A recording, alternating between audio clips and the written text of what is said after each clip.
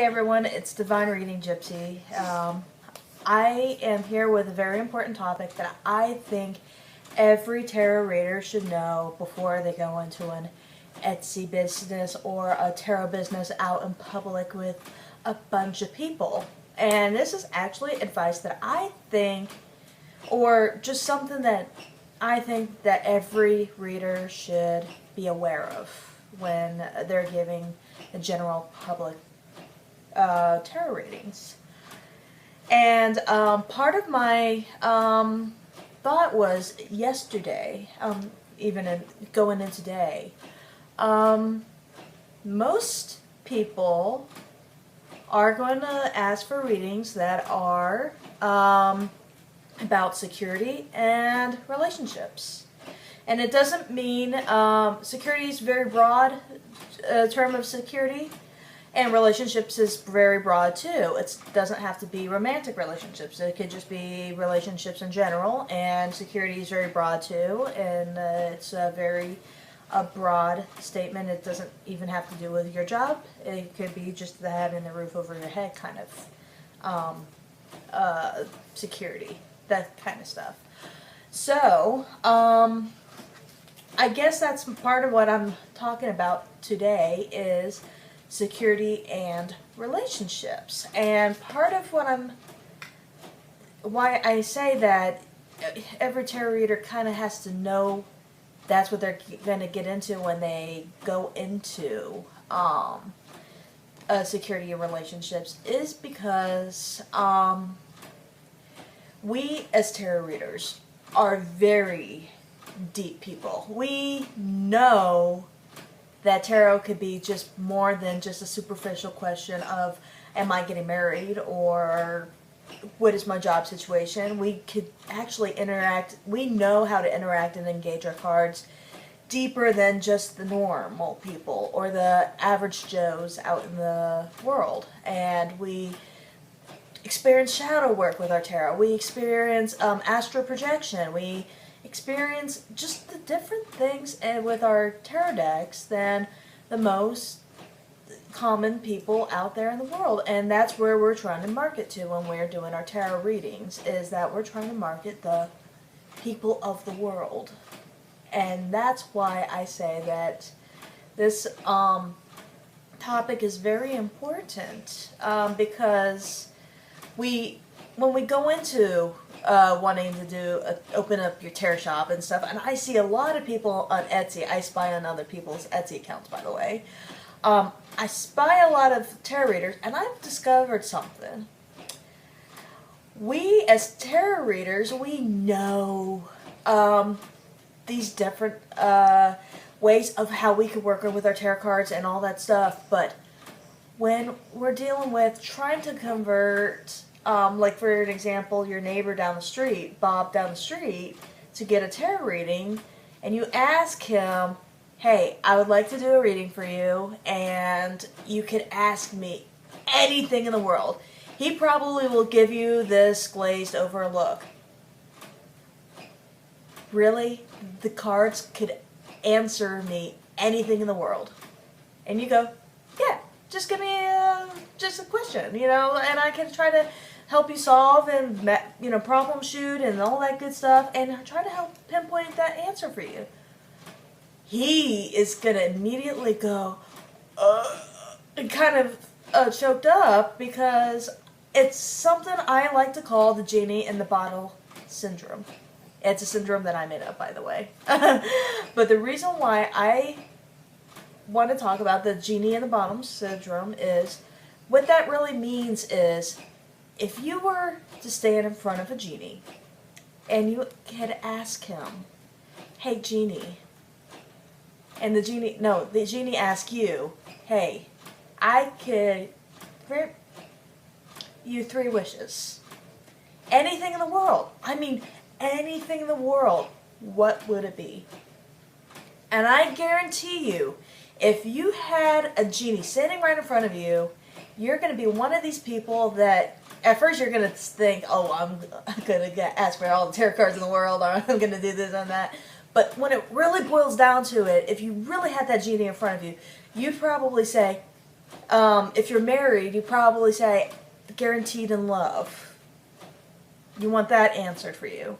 If you are looking for love, you're going to say, I want to know, or I want to find that love in my life, and is it going to guarantee you to be forever?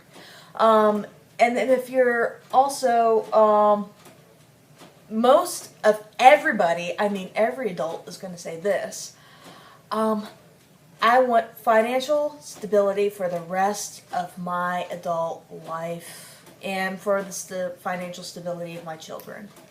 That's exactly what I'm talking about. Everything you would ask a genie is still going to boil down to security and relationships. Everything. And then the third question is just going to be gravy. I'm serious. That if you think that I'm really that, I'm so wrong, reevaluate yourself. If I told you right here, right now, that your tarot cards will give you the answer to your relationships, give you the answer of your security, I guarantee you would be jumping across your table to read your tarot deck that's sitting out there on your table. I guarantee you. If I told you that and you actually believe that, you would actually jump across your table and grab your nearest tarot deck and try to read with it and see what the fucking answers are. And that's what I'm talking about today. And the reason why I wanted to bring this up is because it brings up a very good question of human nature.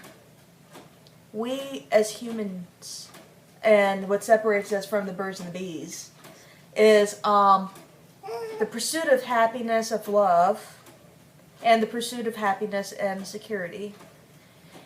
Whereas these animals, when we look at nature, they already have everything handed to them. Not really handed to them, but they seek it out themselves. They seek out relationships. Whether it being survival of the species. Hey, boo boo.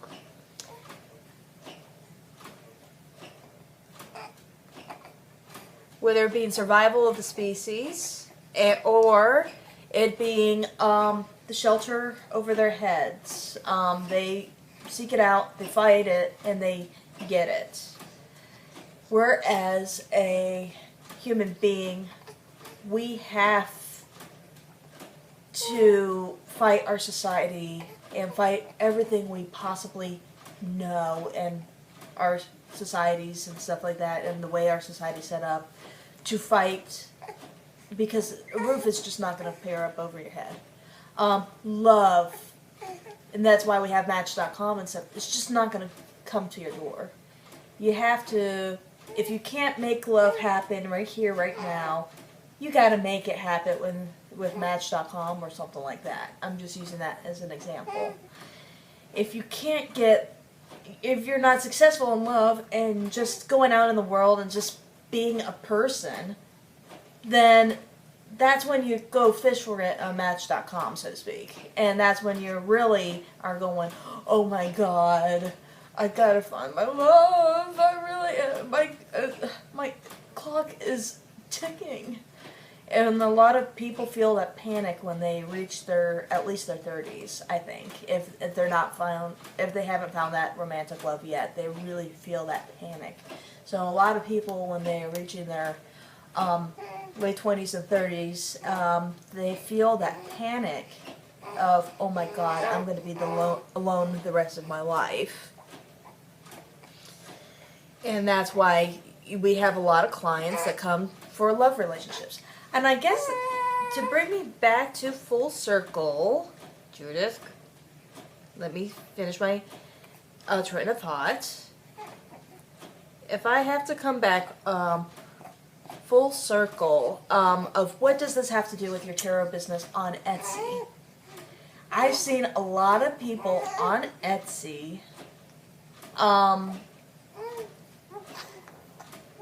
have shadow work, or this long drawn out thing that you have to actually click on the thing to see what that whole entire banner, that title is. You know, that long life path working to finding your true love, or you know, these long drawn out banners that take up the whole entire damn thing that you actually have to click on it to see, well, what the fuck is it really, this reading really offering me?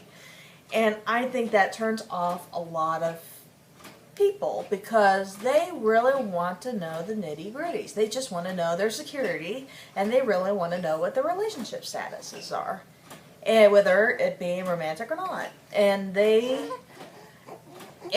when someone does not feel like they don't have it all like that, they're only going to be worried about, and that's why I have my Etsy account very, very dumbed down simple.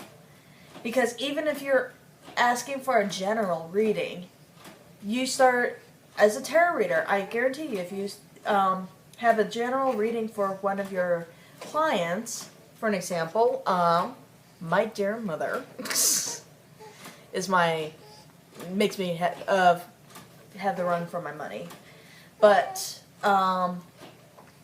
if you start doing a general reading for somebody, and then you all of a sudden say, I see in the cards that there's some sort of relationship, they are going to want to know everything about it. Instead of turning into a general reading, they're going to want to know everything about that relationship. And if you say, I see in the cards that you might have some fortunes coming to you, I've been to tarot readers and stuff, and they said things like that too. You might get some grants coming to you or money coming to you soon. They're gonna stop wanting a general reading, and they're gonna go, oh, I want to know more about what you're seeing right there. What does that mean for me? What does it mean for me? Is it gonna ease my financial debt? Is it gonna bring me security for the rest of my life? Oh my god, what is that? What, you know, and you get this, you know, really quickly. And instead of a general reading, you immediately get pinpointed back into the two categories, stability and relationships. I guarantee you, most of your general readings end up being a relationship reading, or most of your general readings end up being a stability in career or whatever it is reading. I guarantee you it. If you don't believe me, have your next reading. And that's my challenge for you. And I'm going to also say the genie in the bottle syndrome, as far as adults, is different in adults than it is children.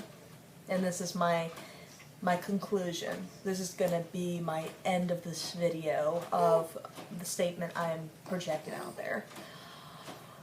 Children, if you had a genie telling a child, 7 years old at least, let's say they're 5 or 7 to 7 years old, or that young developmental child age, and a genie asks them, what is your 3 wishes?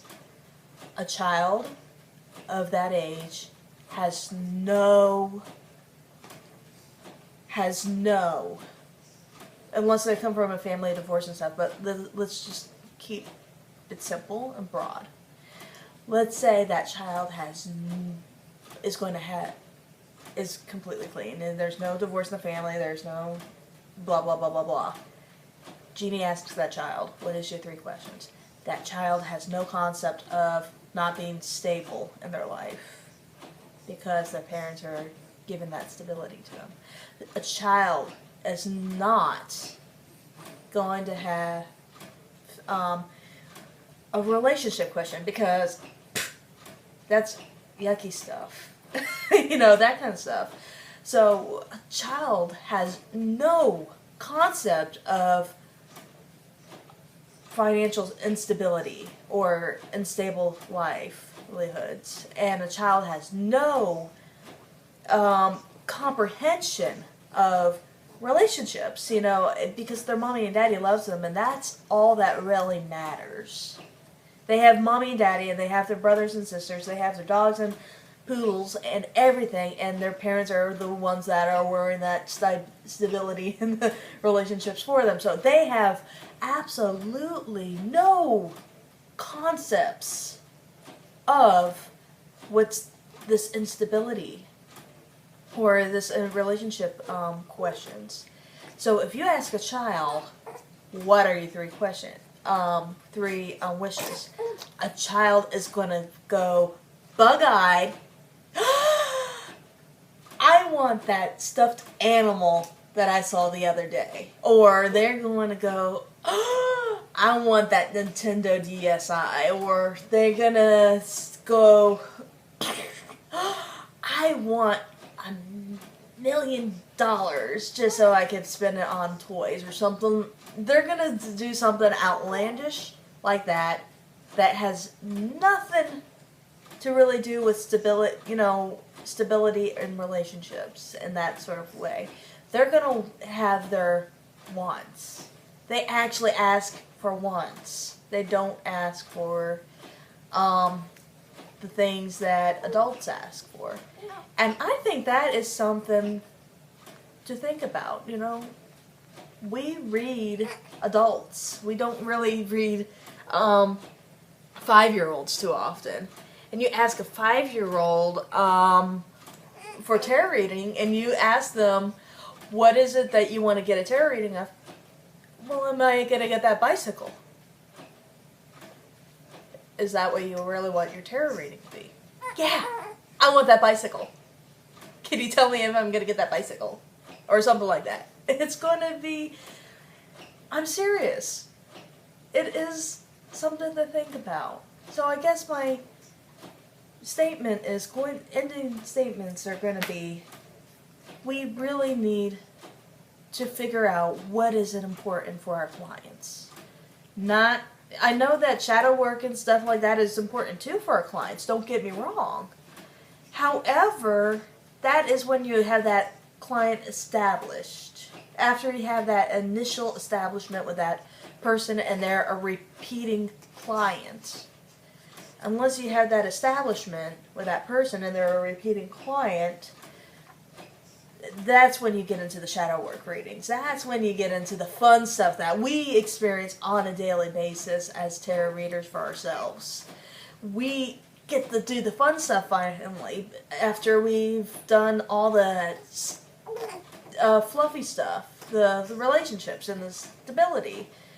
That's what most people are seeking. And that's why we need tarot readers. And I actually believe, and I think all these, somebody who has a PhD in psychology and guidance counseling and stuff is going to really go at me, is tarot readers were our first counselors, our first psychologists, our first people that we sought out for love, fortunes, and fames, and stabilities, and stuff like that. There you go. Tarot readers are our first psychologists. Our tarot readers were our first counselors, our guiders, and they help us and guide through our lives. And then that's where we have a lot of problems with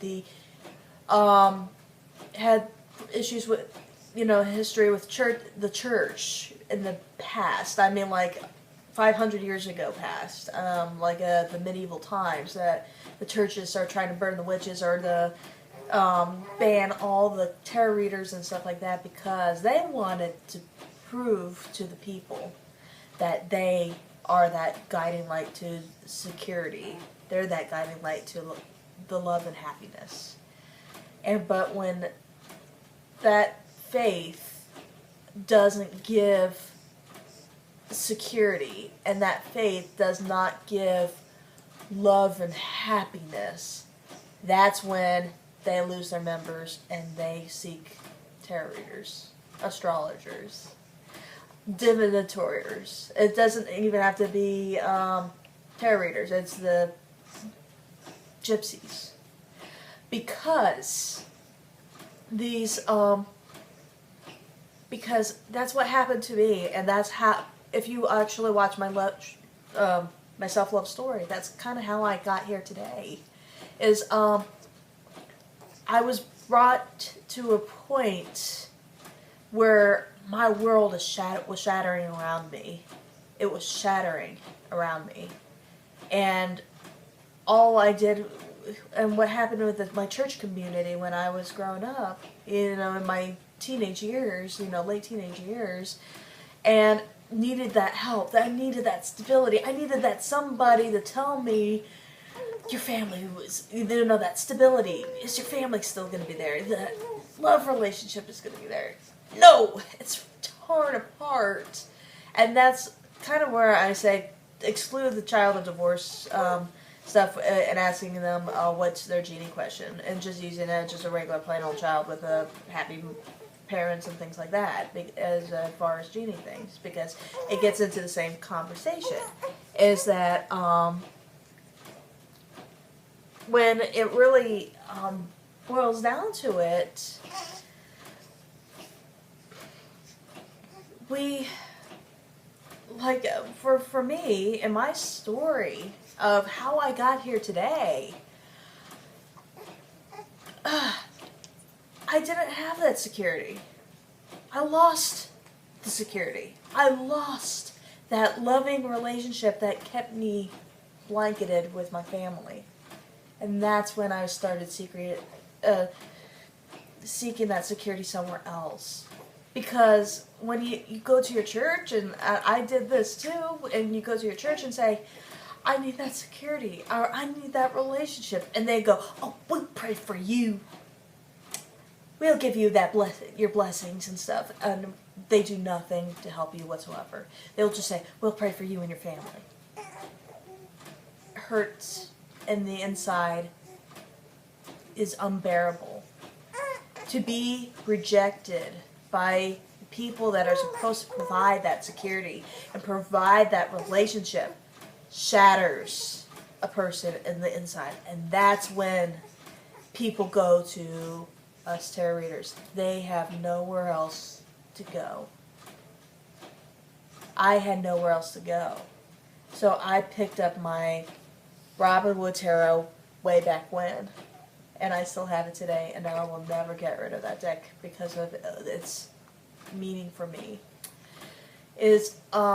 I picked up that tarot deck at the store, and I started asking questions, like relationships, love, security.